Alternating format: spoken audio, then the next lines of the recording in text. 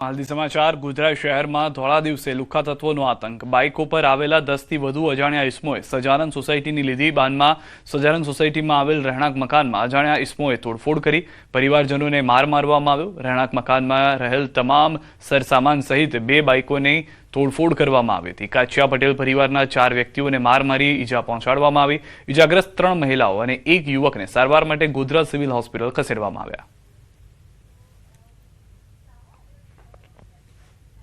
10 થી 15 વ્યક્તિ આ લેડીઝ ને જેન્ટ્સ સાથે ઘરનું તાળું તોડી અંદર બધી તોડફોડ કરી મંદિર ટીવી તિજોરી બીજોરી બારીના કાચ બાર બધું તોડી નાખ્યું છે। કોઈ કયા કારણે તોડી હજી અમારે કોઈ જાણ છે નહીં અને છોકરાને માર્યા છોકરીઓને મારી એની મમ્મીને માર્યા। ખાડીના દેશોમાં યુદ્ધની સ્થિતિ વચ્ચે ત્યાંના દેશોમાં નોકરી ધંધે ગયેલા ભારતના અનેક લોકો ત્યાં ફસાયા છે। ત્યારે વલસાડના ઉમરગામના દરિયા કિનારે આવેલા મરોલી ગામના અનેક માછીમારો ઈરાનમાં ફસાયા છે, જેને લઈને તેમના પરિવારજનોમાં ચિંતાનો માહોલ છે। યુદ્ધ શરૂ થાય બાદ ઈરાનમાં ગયેલા લોકોનો સંપર્ક તેમના પરિવારજનો સાથે નથી થઈ રહ્યો। આવા માહોલમાં ગ્રામના અગ્રણીઓ અને તેમના સ્વજનો સહી સલામત ઘરે પરત ફરે તે માટે સરકાર મદદ કરે તેવી માંગ સાથે સ્થાનિક કક્ષાએ રજૂઆતો કરી છે અને વહેલી તકે તેમના સ્વજનો ઘરે પરત ફરે તેવી પ્રાર્થના કરી રહ્યા છે। भाई नानो भाई क्रिस आयरलैंड ની અંદર ફિશિંગ કરવા માટે ગયા હતા, यहाँ ફસાયો છે। એ 3 મહિનાની આસપાસ થઈ ગયા છે એનો અને यहाँ બધી સરકારની આ લડાઈની જે માહોલ છે એનાથી અહીંયા ફસી ગયા છે। ઇન્ટરનેટ સેવા બી નથી ચાલતી, અમારો કોઈ સંપર્ક થતો નથી। અમારા મરોલીના માછીમારો ત્યાં ફસાયા છે, એમના ઘરના પરિવારો પણ ખૂબ ચિંતિત છે। મારી પણ વાત થઈ 2-3 દિવસ પહેલા, પણ હવે પછી તો કોઈ જાતનો કોઈ કોન્ટેક્ટ થતો નથી, એનો સંપર્ક તૂટી ગયો છે, એટલે અમે પણ ખૂબ ચિંતામાં છીએ।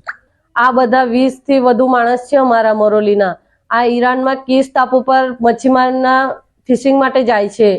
2 દિવસ પહેલા ફોન આવ્યો, એ બી 1 મિનિટ બીની વાત કરી શકીએ અમે કે એ લોકો કહે છે કે આ બધું બંધ છે, તો કહે તો અમારાથી રિચાર્જ પણ નહીં થઈ શકે અને ફોન બી નહીં થઈ શકે। અને સમાચારમાં હવે વાત રંગોના રમઝટની।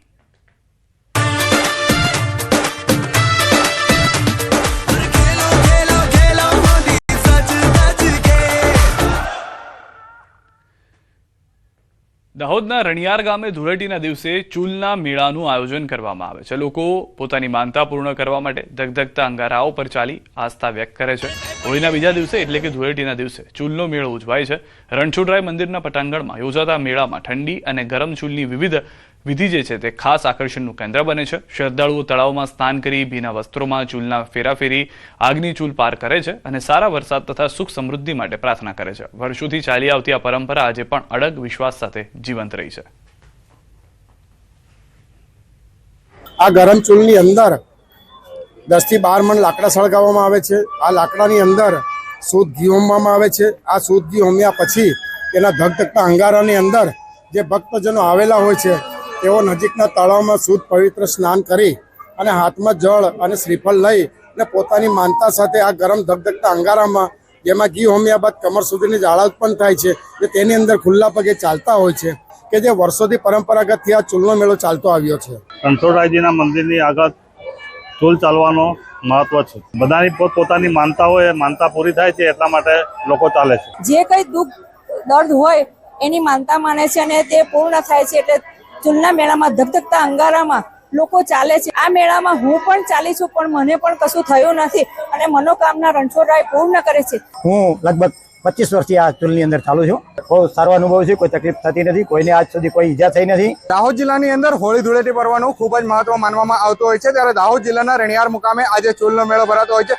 ધૂળેટીના દિવસે આ ચૂલનો મેળો જે રણછોડરાય મંદિરના પટાંગણની અંદર ભરાતો હોય છે, ત્યારે આપ દ્રશ્યમાં જે પ્રકારે જોઈ રહ્યા છો તે પ્રકારે ખૂબ મોટી સંખ્યામાં અહીં લોકો જે આવતા હોય છે અને ભગવાન રણછોડરાયના દર્શન કર્યા બાદ જે ગરમ ચૂલની અંદર ચાલતા હોય છે, ધગધગતા અંગારાની ઉપર ઘી હોમવામાં આવતો હોય છે અને ત્યારબાદ જે લોકો છે તે લોકો એના ઉપરથી પસાર થતા હોય છે। આ ચાલવા પાછળનું બી એક મહત્વની વાત છે કે જે લોકો છે પોતાની માનતા લઈને આવતા હોય છે અને ધગધગતા અંગારાઓ પર ચૂલના અંદર ગરમ ચૂલ પર ચાલતા હોય છે। આમ તો 2 પ્રકારની ચૂલ હોય છે, ઠંડી ચૂલ અને ગરમ ચૂલ, પરંતુ લોકો જે મોટાભાગે ગરમ ચૂલ પર ચાલી અને પોતાની માનતા માનતા હોય છે। આજ દિન સુધી કોઈ પણ વ્યક્તિને કોઈ પણ પ્રકારની ઈજાઓ નથી થઈ અને ભગવાનની અંદર આટલી આસ્થા રાખી અને લોકો ગરમ ચૂલમાં ચાલવા આવતા હોય છે। સૌરભ ગેહલોત, ન્યૂઝ 18 ગુજરાતી, દાહોદ। યાત્રાધામ અંબાજી ખાતે ધૂળેટીના પર્વની ઉજવણી કરવામાં આવી. કેટલાક લોકો કેમિકલવાળા રંગના બદલે સૂકા હર્બલ, ગુલાલ, અબીલ અને કુદરતી રંગોના ઉપયોગ કરીને પર્વની રંગભરી ઉજવણી કરી હતી. કેમિકલ રંગથી ચામડીના રોગો થવાની સંભાવના હોવાથી લોકો સૂકા અને કુદરતી રંગથી હોળી રમીને કેમિકલવાળા કલરનો બહિષ્કાર કરતા નજરે પડ્યા હતા.